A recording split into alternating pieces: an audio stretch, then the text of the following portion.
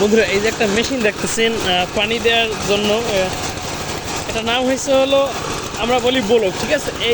এই মেশিনটা এবং এই পাশে দেখেন পুরো যে চক, মানে এই মেশিনের দ্বারা কিন্তু এদিকে যত ধানের জমি আছে সব জায়গায় কিন্তু পানি দেওয়া হয়, ঠিক আছে। দেখেন আমি কিন্তু ছোটোবেলায় এই ধরনের কাজ করতাম।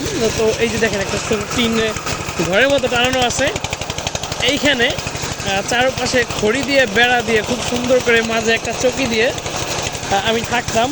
আমি, আমার বাবা এবং আমার ভাই, এবং আমরা তিনজনে থাকতাম এবং আমাদের আন্ডারে 2 থেকে 3টা মেশিন ছিল এবং বিশাল বড় একটা চক ছিল। তো যত মানে ওই চকে ধান হইতো প্রত্যেকটা জমিতে আমাদের পানি দেওয়া লাগতো। বিনিময়ে আমাদের ধানের ওই সময় শেষে ধরেন 6 মাস পর্যন্ত সময় থাকা লাগতো আমার।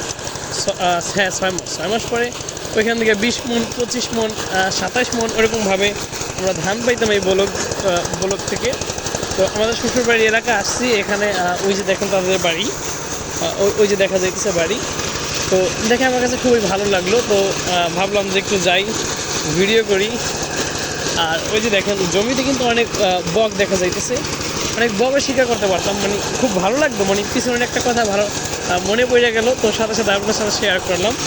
তো আপনাদের এইটাকে আপনারা কী বলেন? আমরা বলি ব্লগ, আপনারা কী বলেন? তো অবশ্যই কমেন্ট করবেন এবং ভিডিওটা বেশি বেশি শেয়ার করে দেবেন। আসসালামু আলাইকুম।